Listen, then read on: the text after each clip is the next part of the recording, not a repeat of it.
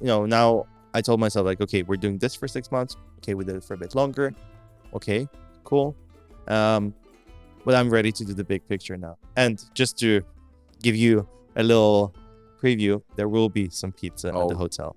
So you will get to enjoy your Tutto Passa Pizza once again. Good for you. Because I think you get some threat there, personal threats. There wasn't pizza. But listen, hopefully that is a reason for you to, an extra reason for you to come up to Lefkara. Not just because it's a beautiful place and the hotel will be exceptional, because I get to see it now almost every day as I move there, and it's like, it's beautiful. In terms of ingredients though, on a pizza, are there really any strict rules? Oh, maybe you should ask me about it, but honestly, like I of course, does pineapple belong on pizza?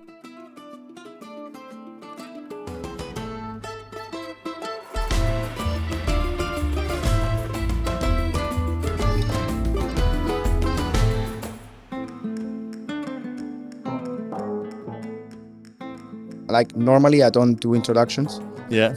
I never introduce like in a formal way a guest. But this time I think I'm gonna make an exception. Thank you. Next guest is a chef that made all of us love pizza even more. I'm sure everyone, at least in Nicosia, has visited one of the smallest but yet the coolest pizza place in Nicosia, where you and your team worked your magic for the past 2 or 3 years. We started September 3rd, 2021. So and the whole project was only supposed to last 6 months. All right, but we pushed it to 13 months. All right. So yeah. All right. So without further ado, Edward, welcome to the Part-Time Kid. Thank you so much for having me. I have to say that it wasn't a very long time ago that I came to the pizza place, Tutto Passa Pizza, for the 20th time, and I approached the counter, and you were making the pizzas a very special way, and I was like, let's do this. Let's do a podcast. Let's come together and speak about the thing that we all love, right? Oh, for sure. And you're very positive from the beginning. All right. Let me first say that for people that watching or listening to this podcast that don't know, Tutto Passa was, I'm saying was because in the past, unfortunately, it's not open anymore. Tutto Passa Pizza was a very small pizza place in the center of Nicosia, and it was like a side project before the main one was ready, and you were the chef preparing the pizza. Yeah.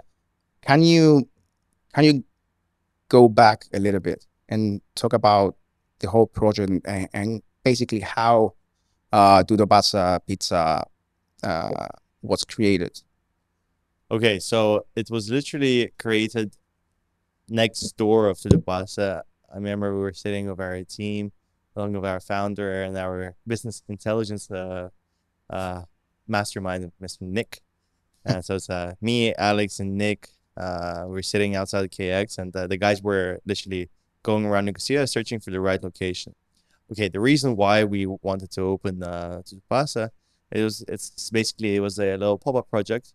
Due to the fact that the hotel was a little bit delayed, and we wanted to start building our team, getting used to each other, etc. And we were just searching for locations. It was July 2021, July or maybe even earlier, perhaps June. And and then we just found this small shop which was totally abandoned on Pindaru 26A, right next to right opposite Sushila, next to China Spice and Coffee Project. And we just sat there and we're like, this spot feels right. And I mean, in my mind, when the guys were saying that, I was like, oh, this looks like strange because the spot was abandoned. It used to be like an old Cafe Neo. and it was like a thick layer of dust, and I was just like, how is this going to work? Yeah. But I was with my little orange diary. You might have seen it. Tutto Passa was always somewhere. Yeah. And I just did the sketch of the kitchen, and the guys then built the bar literally themselves. So our founder, together with Nick and Emily, who's also our co-founder, and everyone, literally the whole team, even Gloria from the marketing kind of department and stuff like that. They were painting, building, literally DIY. The whole bar is a DIY construction. So this is how how our team works. We're literally helping each other to create something great. And and then a couple of months down the line, it was close to September, I believe. I came back from Finland from a summer vacation. And in Finland, I was playing a lot with dough. So I was just learning, because I literally had no clue. Like the guys that were like thinking, what should we open? And, let's do pizza, because we were ordering a pizza oven for the hotel. And actually the pizza oven came a bit earlier because of just whatever, like the equipment, sometimes arrives earlier. The hotel is not ready yet. Okay. It was supposed to stand in my parents' home in Limassol.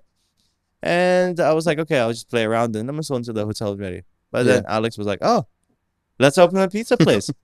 Just like that. I was like, wow.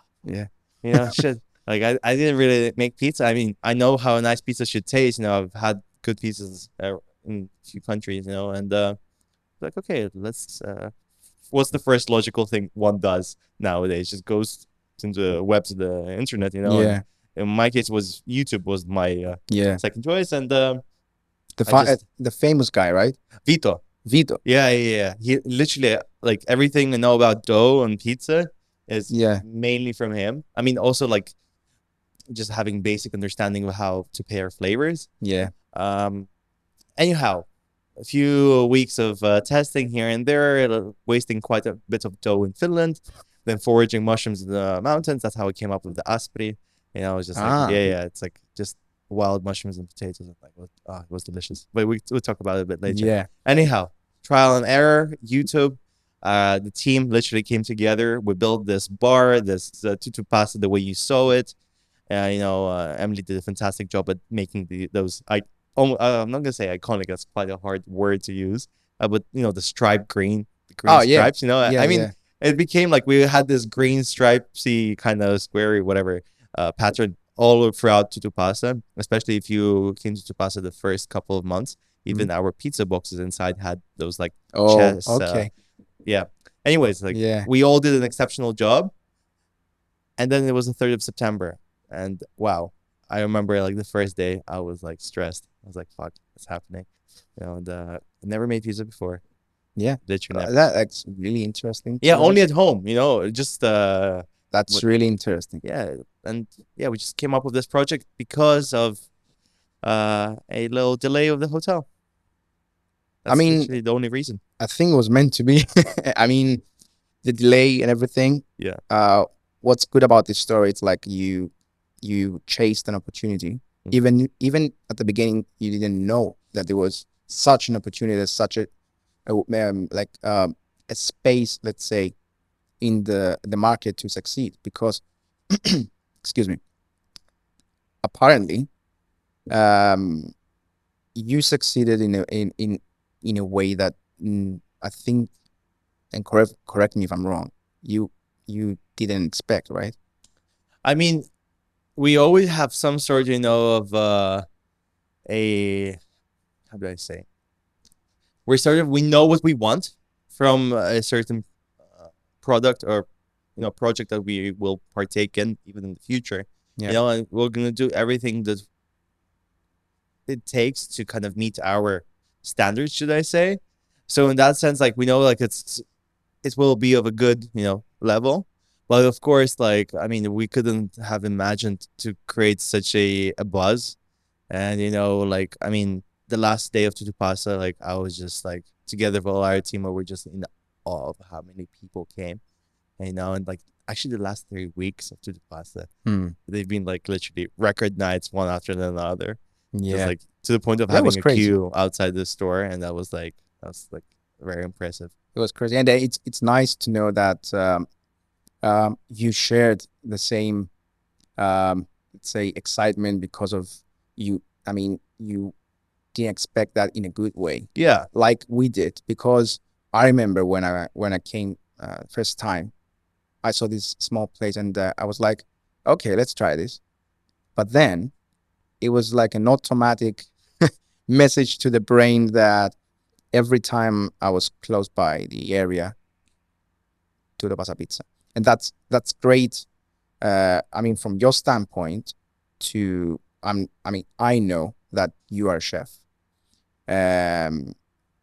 But to have this successful pizza place in such a short term without previous experience, I mean, in such detail, it's amazing. But let me go back to what I mean, who Edward is in terms of cooking. What's your, let's say, experience? Being a chef is such a blunt statement sometimes. Yeah, for sure. Yeah, what's it like for you? Well, how did you approach this, let's say, profession? Well, for me, it was like the only natural. Like, if you ask some of my, when they speak to a friend of mine of many years, like, I literally been cooking for as long as I can remember. Like, I was always interested in food. And I remember, like, when I was at school, you know, organizing bake sales and all kinds of things, and then starting my Instagram and then selling cakes off Instagram. So it was always like a natural thing for me. Even since childhood, I would always be interested in, like, you know, helping out in the kitchen. And it's not like, you know, I don't have this traditional, you know, not traditional, but a lot of chefs have like a grandma figure or mother or father figure who is like this amazing cook. And that's where they learned everything and who they learned from. In my case, I mean, we love delicious food. We love to, you know, dine together and have a nice meal as a family or with family, friends, etc. You know, but for me, it was more always about, you know, just reading cool magazines. Like Bon Appetit magazine back in the day was my favorite. Like, I have like maybe like 2 or 3 years worth of, you know, monthly, you know, collections of. At what age? I was like maybe around 15, 16, 17. Okay. Yeah, that was like the prime years for me of Bon Appetit. And whilst that was happening, I was also selling cakes, because cakes and desserts, I love them.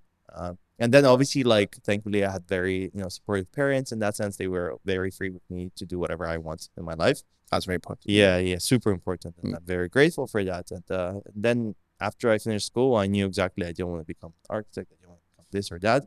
I wanted to become a chef, and or just a person who is deeply related with food and this, you know, the hospitality industry. Because I also love to talk with like-minded people who enjoy to eat, enjoy to drink wine.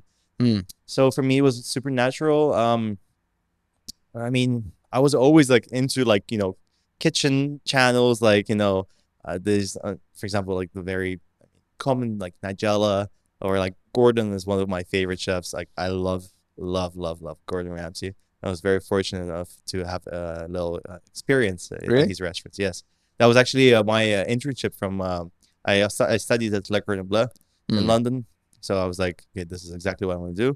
That's one of the best, right? Well, apparently, yeah. I mean, I loved it. I think it's a great school for anyone who wants to, you know, take their cooking up a notch and just learn the fundamentals. And they don't like to say that it's like more of a French cuisine kind of oriented. Yeah, I mean, I was going to ask because of the name. Yeah, Cordon Bleu. I mean, it is, right? I mean, yes and no. I mean, we had like, as you progress through your studies, you kind of diversify and you kind of learn a bunch of other things. But the principles of cooking there are, I think they're fundamentally more French. So very classical. The fundamentals, sauces, you know, mother sauce and blah blah blah blah blah. And, you know, for me, like, going to that school was like amazing, the best experience I've had, I think. And just meeting so many like-minded people, who, you know, I still talk to this day. I have friends from the Philippines, from the Caribbean, from God knows where, you know, from South Africa, you know, so Sweden, and etc. You know, it's just amazing. And then after that, when I was close to graduating, I had an internship at Gordon Ramsay's, one of Gordon Ramsay's newest restaurants, called Lucky Cat, which is a bit of an Asian-oriented restaurant. It's not that I love Asian-oriented food. I mean, I love Asian food. Yeah. But like, I would always probably go more into, like, you know, this classical French restaurants, because I just love like that, you know, the detail. Yeah, but then like I just think it's really nice to have the fundamentals sorted out, and then you can build upon them. Yeah, that's one school of thought. Yeah. Yeah, Yeah. But yeah, after that, like I was supposed to continue there, but then COVID and all kind of things, and I was just nah. And then I had also previous experiences in Cyprus. So one of my first restaurants that I've ever stepped foot into was an Indian restaurant. Here. Yeah, in Cyprus, in Wow. Limassol. Yeah, it was an amazing experience. I learned some of the basics, and actually this year I was fortunate enough to get to India and just experience and see it for myself. I went on a solo trip because I was like, okay, I need a break. Let's go. And I had like the best food, and just it was amazing. That's in my bucket list. Yeah, it was crazy. It was amazing. And I mean, to say a bit more about what kind of food and how I like to cook, I'm extremely inspired by the place I live and I get to go home, which is Cyprus, and also everything surrounding Cyprus, so the Middle East and Mediterranean and kind of towards mainland Europe. I also love a few Asian ingredients and flavors, and yeah, I like to kind of sometimes merge them a little bit. I don't have this, I'm not in the box. So I like to play around. Yeah, I mean that's cooking, right? Yeah, exactly. That's what's cooking about. Yeah. But for me, I think it's super important to understand the fundamental flavors and spices and know your flavors, and only then you can start to mix and match things. But before you do that, you should always get to know the fundamentals. Well, absolutely. The previous guest said something about that. He not the previous. Anyway, Iacobos. He's a food blogger, a very good friend of mine, old friend. And he said something about that because I asked him what's his goal for the future in terms of cooking. He said, I really want to learn how much amount of eggs I should put in a food without reading a recipe. But that's something, I guess, you learn from experience, right? Yeah. And I mean that's my experience. It's also how much protein you want in your food and how much eggs. I mean, how much you love eggs. Okay, that's why. Some days I eat 5 eggs a day. Some days I eat 0. Yeah. So it's literally. Yeah, and the herbs, how much, because it's not always maths. Yeah. Oh no, certainly. Yeah, compared to pastry,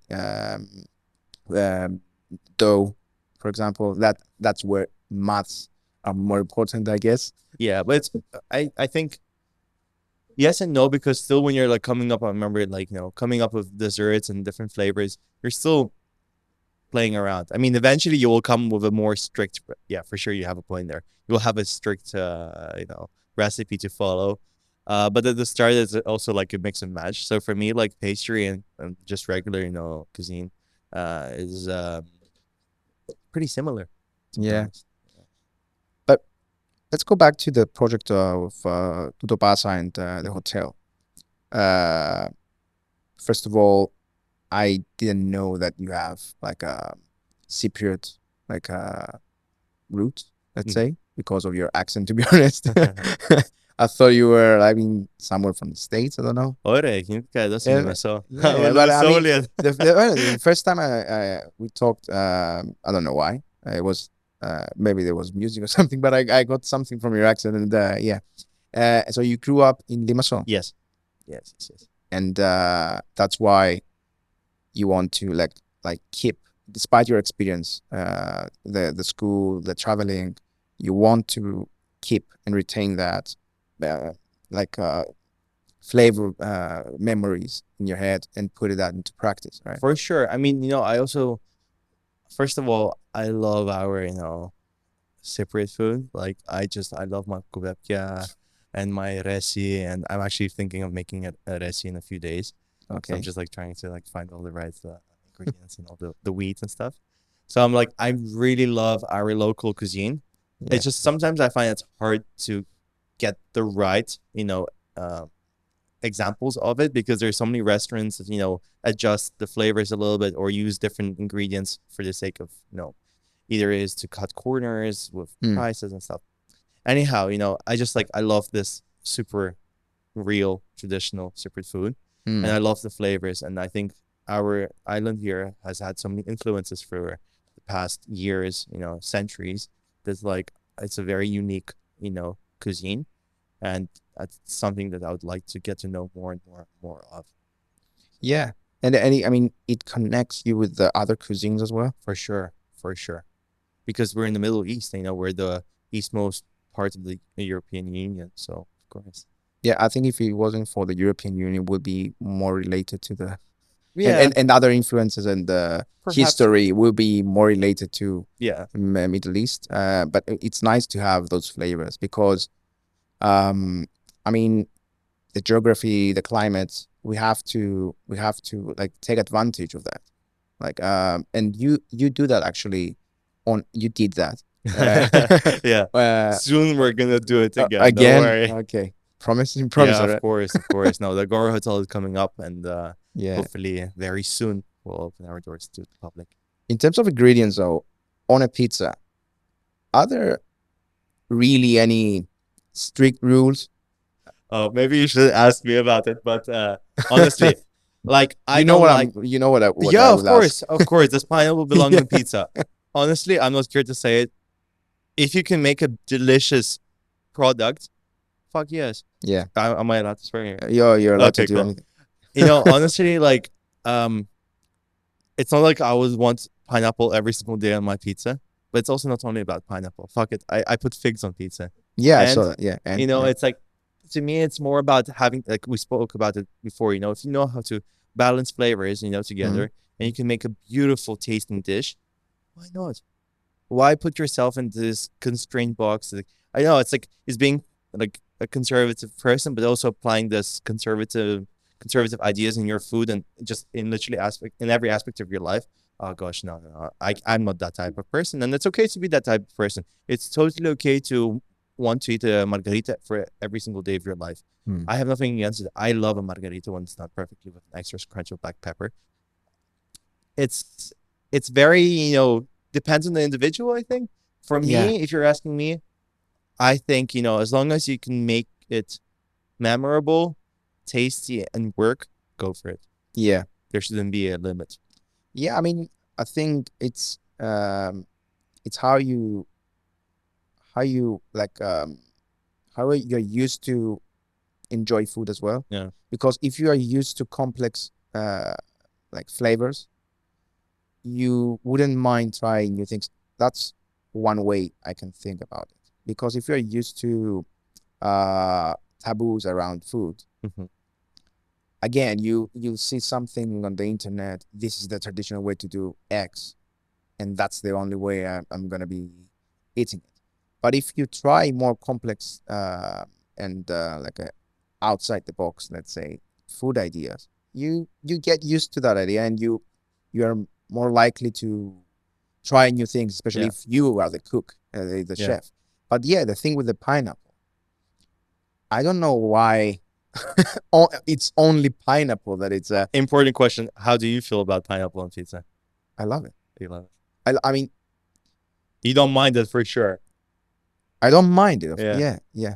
Can you keep the mic a little bit closer to you? Sorry, misbehaving here. A little bit closer to you. Closer? Yeah. We're good? Yeah.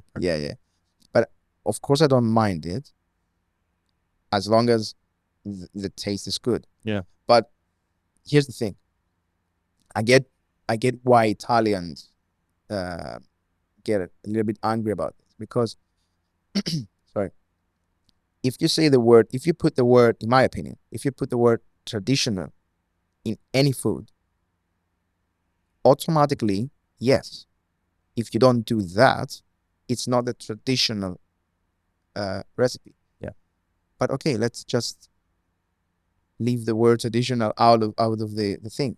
The same thing with I don't know. I mean, the Neapolitan pizza. Is there an actual definition of Neapolitan pizza?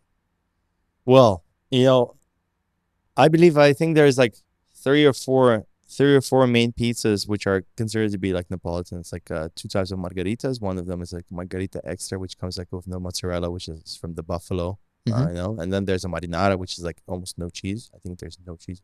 Yeah.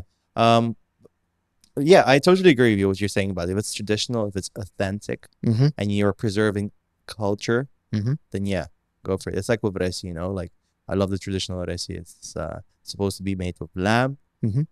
slow cooked. It's a long process, and that's tradition, you know? Yeah. You don't mess around with that. But also, like, if you can acknowledge, like, oh, this is like a beautiful dish, and let me also, you know, try and make something more unique with it, you know, something with my own touch. And if it works and it's beautiful, then why not? Yeah, another example, Cypriot food that comes in mind is lentils. Mhm.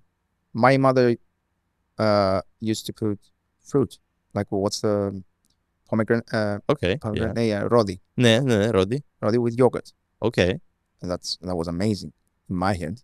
Nice. And every time I say that to someone, they look surprised, but there's no much fuss around that because it's closer to our mind.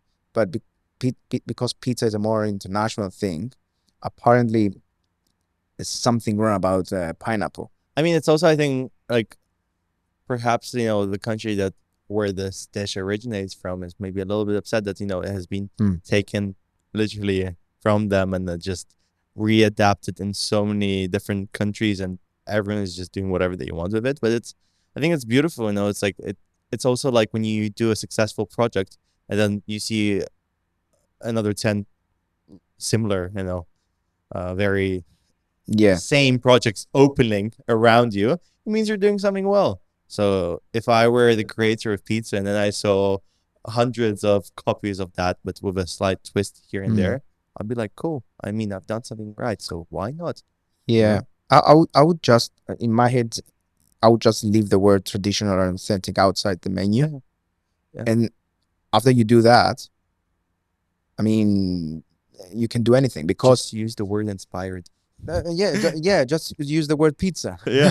right. And because if you go to a restaurant and you see the term authentic Neapolitan pizza, of course, you would expect to have one. Yeah. But if you see pizza, Italian pizza, then it can be Neapolitan, it can be Romana, Milanese pizza, it can be anything. By the way, what's your preference? What's my preference? I think if you have one. I know my preference is a delicious pizza. Let's just put it that way. That also makes me feel pretty nice after you eat it. Okay, sometimes I like junk food also. I'm like trying to, you know, pizza can be a junk food if you put 100 things on it. Easy. Yeah, I can make you a drunk pizza in no time. But honestly, I think my preference is like, I think I'd say a probably Neapolitan style, but also the Sicilian slice is a beautiful slice because it has this like focaccia like dough. You know, it's like I love that thicker, also. Yeah, thicker, you know, more like spongy in a way, like a focaccia basically, like but just with a heavier topping. Okay, but I think for me the ideal slice is like a cross between a Neapolitan and a New York style pizza. I think that's like, for me, that's where I stand. And what's the main aspect, let's say, of a New York style pizza? I mean, is there a difference in the way you put toppings? I mean, I think first of all, the difference is like in New York they'll probably use a different style of cheese. I mean, in Neapolitan you usually use, you know, traditional beautiful mozzarella, fresh stuff. Yeah. Whereas in New York style will be a more processed mozzarella probably. Also, the portions are way bigger. Oh yeah. It's usually a thinner dough, which can be, you know, it's usually like quite floppy, and you can like flop it on top of each other and just like eat it. Way more greasy also. Oh yes. Probably. But listen, I mean, I haven't been to New York myself. Hopefully soon one day. But you know, in New York you can get so many different types of pizzas, and I think there's just a beautiful culture of pizza there. And actually, one of our pizzas inspired. So Alex, our founder of the Agora Hotel, and all the other projects relating to it, he is in love with this pizza from Roberta's. And it's like basically like our marinara. They do it a bit more different because they use stracciatella, which is I mean, it's like a burrata, but it's more like the inside of it. Yeah. And if you realize, like at the start we were scooping our burrata, like breaking our burrata in half, but it was too complicated. So what we started doing is we just broke our burratas into like this paste form. We just scooped it on top. It was perfect. And we use this. They use, I think, fresh garlic, or like something like fresh garlic, like grated. No, I think it's like thinly sliced. Okay. But you know, in Cyprus, I don't know, people are really scared of garlic. A lot of people are. I think in Cyprus, if you taste it and you don't see how it was made, it's okay. Yeah, yeah. I think when people see a lot of garlic, are a bit afraid. I don't know why. But you know, we always push our guests to just trust us. But Go we for it. eat tzatziki in Athens, which is like, I don't know, it's so intense. So I don't know why but I think people in Cyprus want to put things into boxes, but we're getting better. Yeah. Yeah, we're getting much better. I think it also depends on us, you know, the people who are like behind like all these projects and you know, are sort of the future of, you know, the industry here. We should also learn to like not always listen to what people like always request. And we should always listen to our heart and how we want our food to taste. Yeah. And then, I mean, if they like it, cool. If they don't, try something else. But like, you know, for me, like sometimes we had people who would ask for no potato on aspi. And it would be so hard for me to explain that they would literally just be eating a flatbread with ricotta and mascarpone and some garlic and rosemary oil. And then, I'm not going to tell them that it's just going to taste weird. But it's also, how do I tell them, please, guys, just stick with that because that's how it's been made. We like to use the word curated, you know, and I think it's important to like stick to your principles. Yeah. And, you know, that's how you deliver the final product the way you want it. And then people are like, oh, wow, this actually tastes amazing. Like, I would like more and more of it, you know? So, my wife's favorite at Tutto Passa was a combination, actually. Have you ever heard of it? Which combination? Like a sandwich. What? Yeah. That's the first time I'm hearing about that. Yeah. My wife's favorite was a piece of aspri with mushrooms. Okay. And a piece of spicy pepper. Oh my God. Wow. That's a junk food pizza. Well, shit, for you. I'd like to try that. Yeah. Put that on the menu. Nice. Interesting. It's like, yeah, it's because, and I tried it. It was actually good. But I think it wouldn't be that good with what's the kind of meat you put? The other option. Pancetta. I think mushroom was closer to our taste.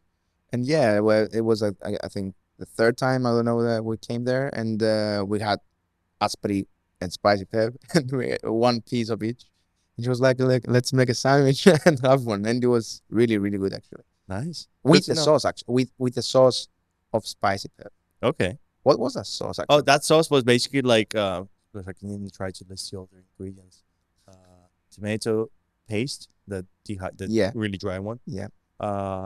Chili flakes, fresh chilies, garlic, chili powder, cumin, garlic powder, olive oil, sunflower oil, a little bit of vinegar, salt and sugar. When you say chili, you mean chili flakes or? Yeah, chili flakes, fresh. chili powder, and fresh. And fresh. Yeah, Oh, yeah, always. That's a spicy. You know, that's actually something I learned from pastry. So if you want to max on flavor, you should always use the same ingredient in different forms. So for example, like when we're making like a nice jam or something, like for an insert, the fruity layer. Actually, in Cyprus, we don't have that many cakes which do that. But there's sometimes cakes you have layers, like you have like chocolate cream or whatever, and then you have a fruity layer. Let's say, yeah. So if you want to max, really like improve the flavor of that part, let's say you're making a Black Forest cake. So it's cherry, right? You're making this cherry insert.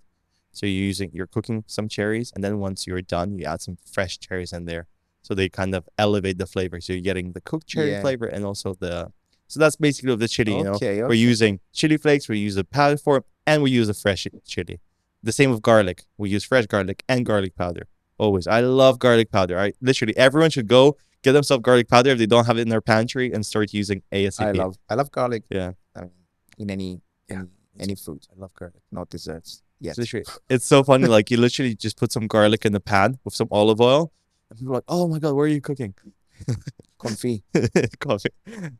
Yeah, I mean, different layers of ingredient actually sounds very interesting. Yeah. And actually we do that on pizza because we have the sauce and then we put more fresh tomato on top. And then you also have the sauce, which has some. It's funnily enough, you mentioned that we never put fresh tomatoes on our pizza. Yeah, ever. You never. Yeah. Yeah, but it's just because we didn't get to play with fresh tomatoes. That's fine. Because we chose other ingredients, you know. We chose melanzanes instead. It was that's actually a really one of my favorite pizzas because it means a lot to me. It's like we literally use, baba ganoush style of cooking, like with basically we made our eggplants in that style. We literally burnt them in the oven with the heat and then kind of played with a bit of spices and smoky paprika, pickled onions. It was amazing. So good. So good. It's like casserole kind of aubergine food on a pizza. I mean, kind of. Yeah. I mean, if it tastes good and it looks nice. Same conversation we had. Exactly. Yeah. I mean, in Cyprus, I think that's because that's related to what I said in the introduction, that you made, not you personally, your team made people in Nicosia love pizza more. I want you to explain why this may happen, because we know we travel, we eat pizza all the time. So why did people give more, let's say, credit to your pizza? I love the question, and I think it's pretty simple because to us it's not always just about pizza. As funny as it may sound, it's not only about pizza. So, I mean, you remember some of us, right? You have all of us in front of the bar, Ibra was there to make sure, you have the best, experience, bumming up the music. He came up with the amazing tracks of Tutto Passa. We have you could literally remember the barcode. Everyone thought it was the menu, but it was actually our, it was our Spotify playlist. Yeah. So, I think when you don't only focus on the pizza, but also on the experience that your guest has the moment they walk inside, it automatically, changes something. Even though it was sharing tables concept, I don't think it's a big thing in Cyprus yet. I mean, how often do you go to a restaurant and sit with a stranger right next to you and then end up talking with them throughout the night and sharing, pizza and drinks, That's a factor that, I mean... Yeah, it makes people feel more comfortable. Maybe they come in and they're like, oh, yeah, that's cool. Like, I can relax here. You can be coming from wherever you want. You don't have to, be dressed in a specific way. Just come in and you chill. So, also drinks, Simple drinks, quite good. We had a hard drink, the picantico. And the paloma? That was, we had also specials. Yeah. Yeah, so I had picantico. Yeah. And the paloma was great. That was one of my favorites, along with the hipster spritz, Aperol spritz, basically. Yeah. And, it's we like to, turn up the music sometimes. We like, absolutely. We have the disco ball. I mean, how many kitchens have you seen with a disco ball inside? Exactly. So that's kind of the small things that really makes the difference, and why people sort of have a stronger connection of the place is because they get to meet the people behind the bar. First of all, it's an open kitchen. We like to chat with our guests. Also we have people who literally ask, "Oh, guys, how do you make your tomato sauce?" And I'm super open about sharing. If you want the pizza dough recipe, feel free. Literally, I'll tell you exactly where I found it and how I make it. It's not a secret, It's just It's very easy, very simple stuff, straightforward, and I think that's why people could relate to it, because it's straightforward stuff. Hopefully, I mean, that's for our guests to tell, but hopefully it was done well and they enjoyed it, which most likely they did, because we saw a lot of similar faces, and that makes us super happy. I think we just getting to know our guests, playing some nice tunes, having good drinks, having a nice vibe, switching up the lights sometimes, and just creating this party vibe on a not Mondays where we're closed. Sorry, on a Tuesday. It's like start of the week is a little gloomy, and people come and just have a good time. So it's not only about pizza; it's about the whole vibe and the energy of a spot. Great answer. we think about more things than it's not just are the lights right, is the interior. Emily, co-founder, she made sure that place has this unique feel, and the stripy ceiling. I still love it. I miss it. The little fairy lights. The wooden tables, the shareable concept. It's, I don't know. And I think I'm absolutely 100% with you on that, because it's closer to what you serve as well. Because what's pizza? What is pizza? It's dough with your experience, your thoughts, your, I don't know, preferences or ingredients, and that's it. And that's an oven, 2 minutes, you Yeah. enjoy. Even less. Even less, yeah. Yeah. In 90 seconds. 90 seconds, yeah. Yeah. And that's a vibe you used to get. Pretty close. Oh, you're making me feel bad. that vibe was really obvious for the first time I came. And they played a huge role because actually it's very interesting if you think about it. You grab the same pizza, you go home, but it's not the same experience if For you have sure. it there. And actually, because our brain tricks us all the time, might sound a little bit stupid what I'm about to say, but sometimes because of the whole experience, the flavor might be different in your head, 100%. right? 100%. And you don't get the same. Might be the same, Yeah. but you don't feel like it. Yeah. Yeah, and I got that, and I get that with a lot of restaurants that pay the same attention to detail as you did, and I think that's a secret, in my opinion. As a former customer, that's my opinion.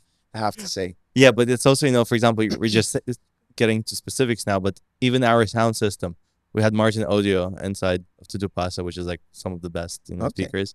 And Alex is obsessed with good sound. So actually, this sound system is going into the kitchen up in the hotel. So we're going to be Okay. listening to good tunes. And obviously, the hotel is getting an even more complex system. So it's literally, it comes down to even the sound. Sound is super crucial, right? So are the lights, and so is the staff, Just want to get to know your guests a little bit and just create this nice experience. Yeah. So now, for example, hopefully Tutto Passa will stay in people's memory, in people's memories for a long time. And that's basically the goal. Another factor was that you could see the multicultural, international character of the place, and that was a good thing in my head because you saw different kinds of characters there, different clothes, different ideas, but they all enjoyed pizza, the same passion. Yes, and it's actually something that, hopefully sets us apart from many other spots and establishments. Is that like for us, like having that common goal as a team is super important. And we also we try to treat each other as best as we can. Yeah. We go out together. Gosh, we even close to Passa on a Saturday to go to a rave up in Lefkara. I think it was Sunset and Friends who organized this party. We're like, oh yeah, we're close to Passa. Let's go have a party, And I don't think there's many places like this, at least in Cyprus, to do that. Yeah. So for us, building and having the right team is crucial to our success, as a brand and everything. As with any project. Right? Yeah, as with any project, and I mean, happy staff, you get the smiles on the face, and then you get the better, guest satisfaction. That's as simple as that, right? Let's get to. I think we should go to the most important question about Tutto Passa. It's simple in your head because you had the plan, but as a customer, I'm feeling obliged to to say it and pay attention to this question. Why did you close? Not you, the team. Yeah. Close Tutto Passa after having such a huge success. If you think about it, like in theory, in my head, business-wise, you managed to, let's say, achieve something phenomenal in 1 or 2 years, and you got let's say like a portion of the pizza industry in Nicosia. That's a huge thing. So while I know you said that while you were doing the plan, Tutto Passa wasn't there, and came up as an idea. Yeah. You did it. Was amazing. But once you saw that it was such a huge success, was there a time in your head that you said, like, should we think about it again? Or did you have this discussion with your team? How was it like? I mean, of course, like, I think it's only natural when you see something being successful, you're like, oh, of course, the natural thing is to continue. But I mean, if we just go a couple months back, the goal was a pop-up project, you know, just to get to know each other, to work together and like, you know, see what's up. And I mean, for us, it was sort of a mission to get to know each other and also, you know, to show off a little bit like what we got as a brand, you know, of we're actually, you know, we're a project of the Agora Hotel. Yeah. So that's something that we wanted to showcase heavily. You know, also to get people familiar with us, you know, and get ourselves familiar with the people also. So for us, literally, I mean, we were supposed to close in April. So we extended the project a little bit. And I mean, of course, some days we were like, oh, for me personally, from my perspective, I was like, okay, maybe we should continue. But then I'm also like, well, wait a second. It's a pop-up project. So let's stick to the plan. You know, and of course, the final say was behind our founders. And I mean, they were on the same page, you know, it's a pop-up project. And I mean, that's what gives it, you know, an extra feel, I think. An extra depth and makes it more unique because it's, you know, it's something that won't be there in the near future. Yeah, so, I mean, from a business perspective, some may say that this might not be the right way to do it. I mean, if you think about it, I mean, like textbook stuff. Well, but that's, I mean, I get what you mean. Yeah. Because actually that's, even though we would miss Tutto Passa, I know what you mean. And actually that shows in a way that you have a plan, you have some principles in a way, and you want to like stick to it. That's and that's a good message for the world and your customers, to show them that, okay, we know what we're doing, we have a plan. We enjoyed it like a good series, right? Like a good TV series. It doesn't have to go forever. For sure. I mean, it's also like you said, textbook, and like if we were to play by the textbook, I mean, we probably wouldn't have opened so rapidly as we did because literally most of us didn't really have any experience with pizza. And I mean, if you're opening a pizza place, you should have quite some experience. We don't go by the textbook, obviously. Yeah. And I mean, we do what feels right here, you know, maybe. Of course, business is also super important. That's a little bit out of my, you know, I'm more in the arts and the food, you know, that's where I kind of brainstorm. Yeah. So for me, like my, you know, now I told myself like, okay, we're doing this for 6 months. Okay, we did it for a bit longer. Okay, cool. But I'm ready to do the big picture now. And just to give you a little preview, there will be some pizza at the hotel. So you will get to enjoy your Tutto Passa Pizza once again. Good for you. Because I mean, I think you get some threat there, personal threats. There wasn't pizza. But listen, hopefully that's you know, that is a reason for you to, an extra reason for you to come up to Lefkara. Not just because it's a beautiful place and the hotel will be exceptional, because I get to see it now almost every day as I move there, you know, and it's like, it's beautiful. I can it's feel amazing. The you know, I'm super excited. I honestly cannot wait. Yeah. And gosh, I think a lot of people should be excited because you're gonna get to eat Tutto Passa Pizza again, even better. Yeah, okay. You know, because we're gonna, you know, refine a few things. We have more space. You know, Tutto Passa was, I loved it, but the space was limiting. You know, I would love to have, if we get back into the dough, you know, everything. Yeah. I love a long fermented dough. It's easier to digest. It's better for you simply to eat. You know, it also produces a more aerated, more fluffy dough for me. That's how I view it. And also has a beautiful spotting.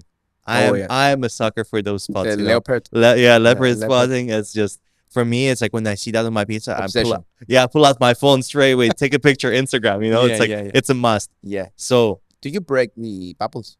If it's too big, maybe. Yeah. But I prefer not to be honest. Okay, I take that pass from you to discuss more about the dough and like the king of the recipe. In theory, again, as with anything in the world, it's a dough. right? Yeah. Very simple. I mean, but like pastry, like pastry, and as we said before, maths come into play, and more detail and more attention to temperature, timings, and so on. You mentioned long fermentation. I think also involves fridge. Yes, right? of course. Yeah.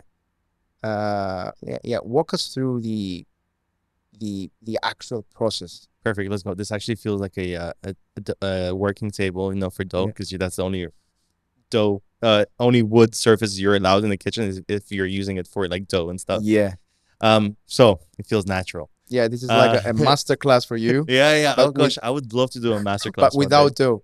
Yeah, without dough. Unfortunately. Next time, let's do another master class, but with the dough. Yeah. Let's do it. So to walk you through, we use 3 different types of flours because that's what made sense to us. Also, our lovely flour supplier, Manos, he also kind of helped us a bit. This is recommended, this and that, and we take recommendations, and we like to communicate with like-minded people and see what works best. So we use 3 different flours: Pizzeria, Nuvola, Manitoba, in slightly different ratios. Pizzeria was the biggest, and then what we do is we use Polish. Yeah, Polish is a bit more simpler than Biga. Biga is a bit more tough. It also takes sometimes a bit more time to to get into action. So Polish was. Sorry to interrupt. Yeah, because if we're doing this, we're doing it right. What's Polish? So Polish is a 100% hydration dough. It's sort of. It's basically like your yeast starter, your sourdough starter, but made with yeast usually. Yeah. So it's literally consists of yeast, flour, water, and some people may add some form of sugar. For us, it was honey.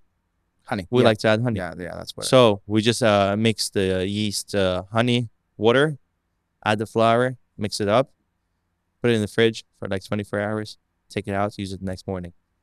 Next morning, you add more flour, salt, and water. You mix everything together. You let it sit in like a bulk fermentation, whatever, big batch. And then you separate your dough. You separate your dough into dough pieces. We use 250-gram bowls. Yep. Let them sit outside for like an hour or 2, depending on the temperature outside.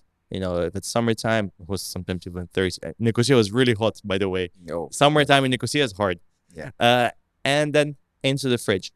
So what we do, like on busy days, as it was with us most of the time, also because we didn't have that much space for fridges, I'd love to have another fridge. We would use the same dough. So you make the Polish the day before in the morning, and then you use it to make dough the next morning. All right. You make the dough, and then you use this dough in the evening. So we'd open our doors at 6 or 7. We changed our times. So do your math. That's around, almost a 2-day 2-day project. Yeah. So for me, my favorite dough is on the next day. That's my favorite. But you need more fridge space, which we were scarce with. And that's basically how I make the dough. Is that in-depth enough? No, I mean, yeah, absolutely. And the way I wanted to get into detail, because practice makes perfect, let's say, sometimes in cooking, but making a perfect dough might be, let's say, a wrong statement, like an illusion, because from my experience at home, with more like an open space and the different changes in temperature and stuff, I failed miserably so many times. But then I took notes, and I now know what to avoid. With Polish, I remember once we ran out of honey, and I put maple syrup. Okay. That was a little bit though. Thankfully, there was no flavor of maple. I mean, what happens after, let's say, you divide the dough, 250 grams? Yeah. What happens after that? So after that, you shape them. So you build some tension. Yeah. Use your hands to get a nice sphere. Put them into a container, cover the container always. And then you let it sit at room temperature for an hour or two, depending on the temperature. And then you shove them in the fridge. So for me, I'd like to keep them there for at least 24 hours. Extra flavor, it ferments for longer, use a nice dough. But you can use them within like 5-6 hours. Yeah. That's pretty much it. You know, it's super simple, this dough. It's you use around 60-65% hydration, some salt. Actually, we use very little yeast. So just bear in mind, like, that's correct. For 90 doughs, we used for 90 pieces of dough, so that's 90 times 250 gram bowls. Yep. We used 45 grams of yeast. All right. So it's very little yeast. Yeah, because of the Slow, long and slow exactly. fermentation. And also the yeast we used, it was just a regular dry active yeast. Dry. Yeah. And then we used a brand called Caputo because that's the flour we used. Caputo is a lovely flour. Yeah. Yeah. And I think that that's a good point. I'd like to say that we're running like a giveaway, in on Instagram. I took notes because I want to get this right. Yeah, we're basically announcing a giveaway to help people like make pizza at home. Try to make the best Neapolitan pizza at home. 2 winners where each will win like the big pack, the 5 kilogram pack of Caputo Pizzeria. Yeah. Plus 100 grams of yeast.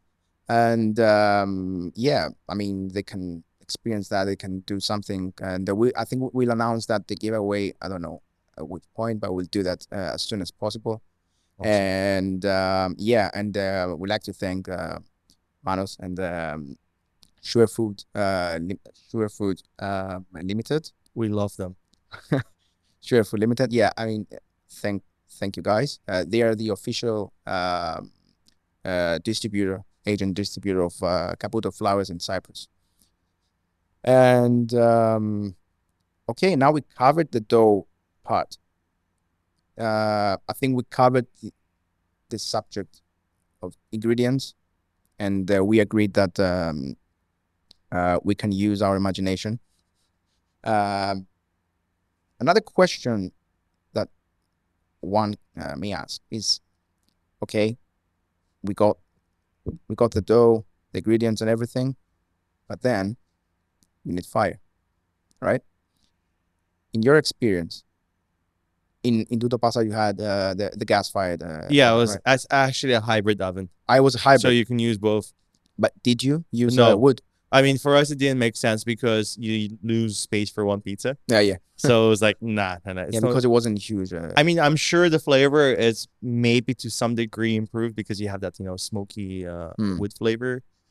But it didn't make sense for us. And honestly, you can make just as a perfect pizza without the wood. Yeah. So your experience, as a customer though, did you find any actual differences? I've had so much pizza at Tutto Passa that it just blurred all my past experience with pizza. I'm like, not even kidding. Like, honestly, I told the guys, like, once we closed Tutto Passa, I was like, gosh, how am I gonna live without pizza? I had a pizza almost every other day. Oh my God. So you can imagine how much pizza I've consumed. Yeah. Which you can see, added a bit of weight. Used to run before. No, I can't run anymore. We'll have to start again. But wood fired. I'm sure it adds a depth, a dimension to your final product, but I don't think it's crucial. That's just my experience. Yeah. But gosh, if I had the opportunity to add some wood into the oven, I probably would. Yeah, and you could. I think that would elevate some ingredients on the pizza as well. For sure. Because of the smoky. It would add a smoky depth. Yeah, sure. Yeah. I mean, your aubergines or anything that's not smoked before, like meat on the pizza. But if you tried our aubergine special, it honestly had that. We used a really nice paprika, so it gave a very smoky touch, and also we literally burnt the shit out of our eggplant. So that just adds smoke without. I haven't had a huge, let's say, different experience compared to what we had, my wife, when we went to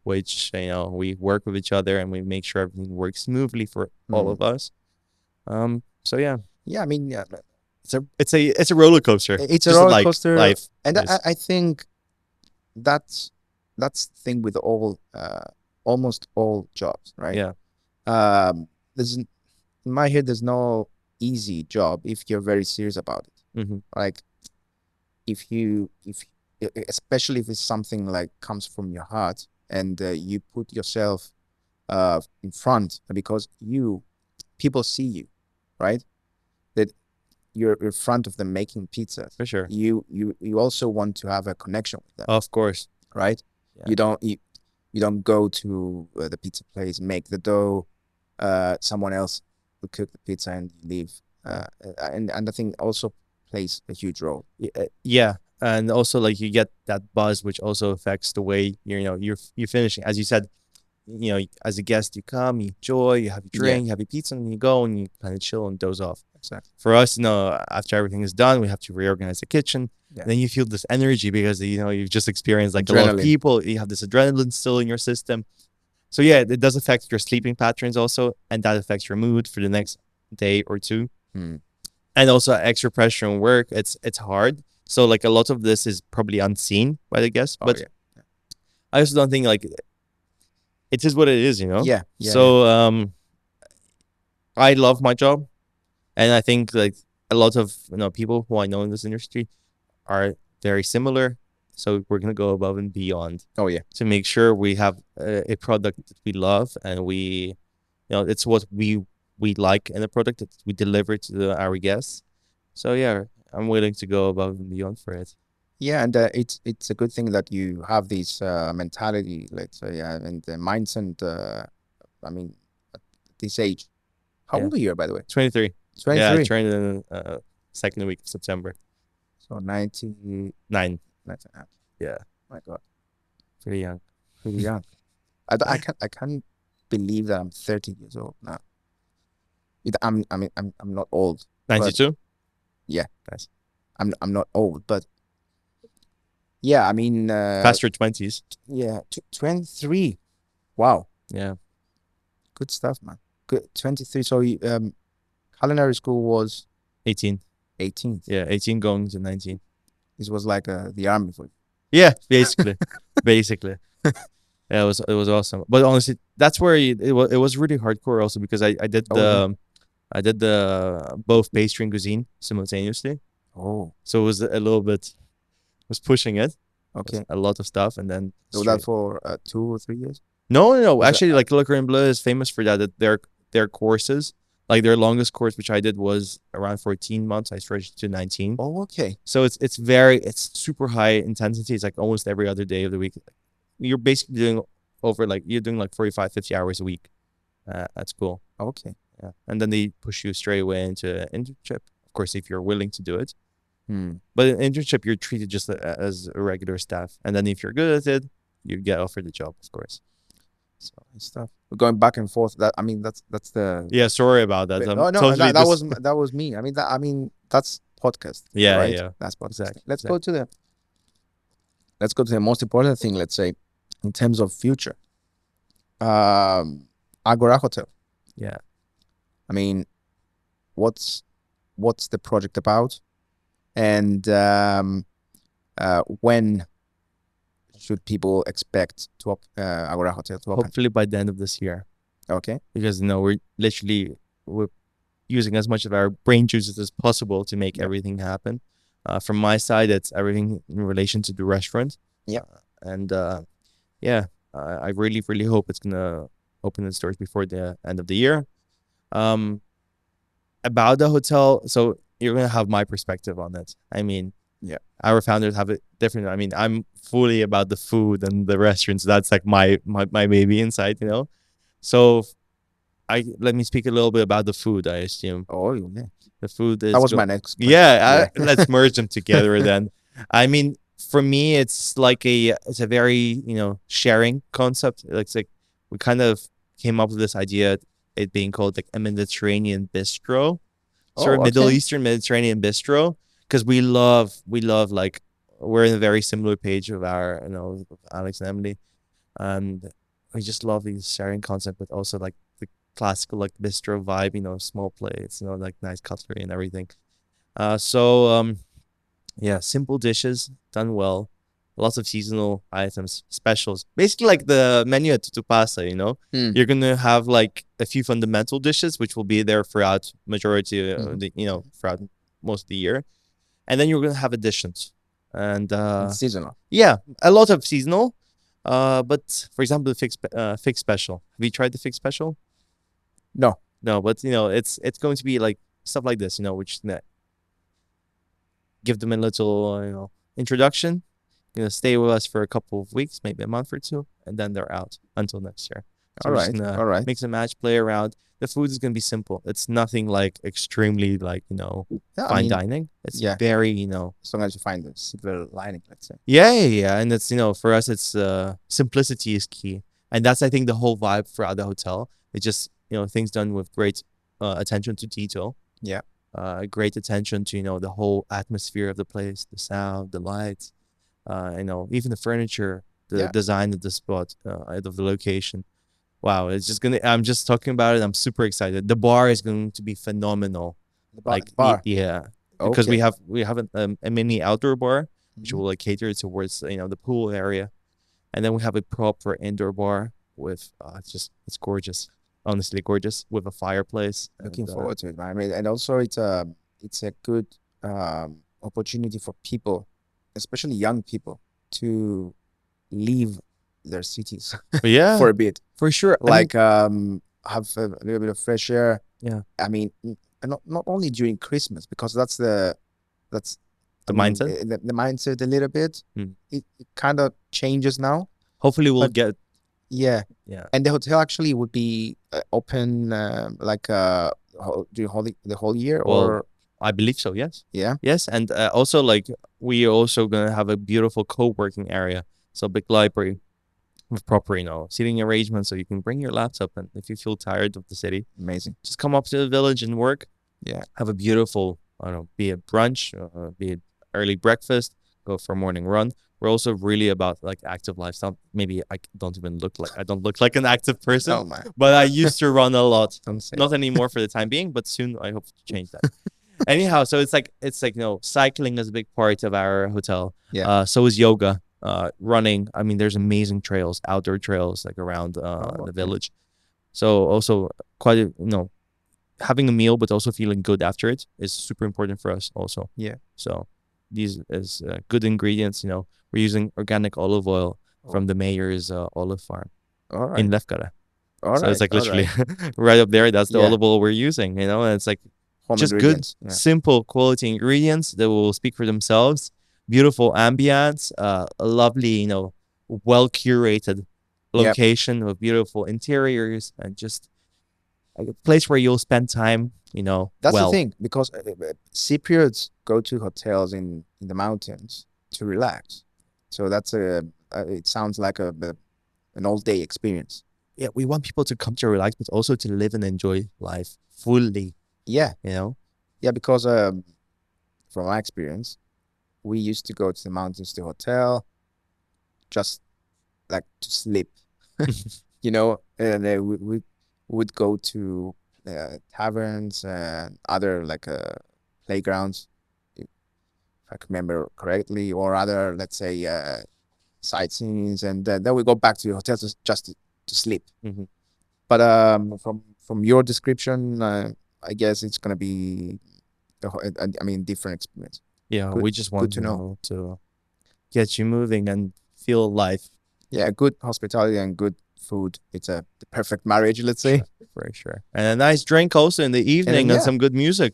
Why not? You know, And to really cycling. enjoy life, you know, because at the end of the day, it's the simple things that really, you know, make you feel good. So that's what we're trying to do. You know, nothing crazy. It's the same with Tutto Passa. Yeah. Nothing Yeah. crazy. It's very simple. Yeah, I mean, that's another challenge for you now, like to retain that For sure. quality and the vibe. It's the greatest challenge I've ever done. And the vibe, yeah. Yeah, it's a big deal for me personally. Yeah. Mentally, but we'll get there I'm sure you're gonna be together with a lovely, strong team. That's how we're gonna do it. sure. What's before we close it? Mhm. First of all, I hope you enjoyed it. I love it. And let's close with like 3 tips you would give to someone that is thinking about doing something similar to what you did with, like, to someone that's thinking about a new pop-up project. 3 tips. 3 tips. Can be 2, it can be 4. Can be 1. Let's see. Do something that brings you joy and something that, you know, you understand. You have to understand like what you want from the project, you know? Mm-hmm. So we had the clear goal, you know, it was team building and getting familiar with our guests and introducing them to the hotel. That was one of our main goals. Okay. Second would be, make sure you have a good team next to you, because team is everything. You can be the greatest person, the greatest, you know, chef, the greatest, I know, super experience of all the hospitality, you know, whatever. But if you don't have that right backbone behind you, which is your team, it's going to be very hard. So I think that's my second point. And third, don't skimp on the ingredients. Use high quality ingredients. You know, our tomato sauce, for example, is literally just really good, beautiful tomatoes from a really small farm. I believe that it was in Sicily. Oh, okay. Yeah. And we get them from Cantina. Got them from Cantina. Yeah. We still have a few. Yeah, you know what I mean? And it's literally, it was just tomatoes, salt, olive oil, and basil. Simple. So use good quality ingredients and don't fuck around too much with them, basically. But, you know, I don't say fuck around with limiting how much things you put on a pizza. No, use good ingredients. Yeah. Simple as that. Like lemons in Napoli and Amalfi. Yeah. Like you can do an amazing simple dessert with just lemons. For sure. Yeah. I mean, kipiriaka, lemonia are also great. So oh yeah, play around, use them. We love lemon zest in pizza. Also. Oh yeah. Yeah, we use now is the time for the cocina manitaria. Oh yeah. So we had a pretty nice special. Good wine. So yeah, that's the third, and fourth. What would be the fourth? I don't know if I have a fourth. I can say one. Yeah, go for it. Keep it real. Yeah. Like, keep it real. Why it lasts? Because nothing lasts forever. Like that's a cliche, but it's true. Tutto passa, everything passes. So exactly, it's true though. It's true. Yeah, I'm gonna get into tattoo in a few days. Seriously. All right. We had the tattoo artist in our closing day. Oh, okay. Yeah, like 14 people got tattoos. We had like a few designs. People just got it done. All right. Yeah. So yeah. Thank you, man. Thank you very much for coming. Thank you so much for having me. It was great seeing you outside Tutto Passa. Not so great seeing Tutto Passa closing, but something better is coming. Looking forward to coming to the hotel, enjoying your pizza again, but more dishes from your hands. New dishes. New food. I'm sure they're not going to disappoint. Thank you, man. And also just, you know, you guys coming up and just feeling the big goal, you know, finally, because Tutto Passa was a small part of us. Now we will get to experience the rest. Real. Yes. Thank you, man. Thank you so much. Yeah. Sure. Too far away. I'm scared to hit this microphone. Thank you. Yeah. Cheers, man. Oh, perfect.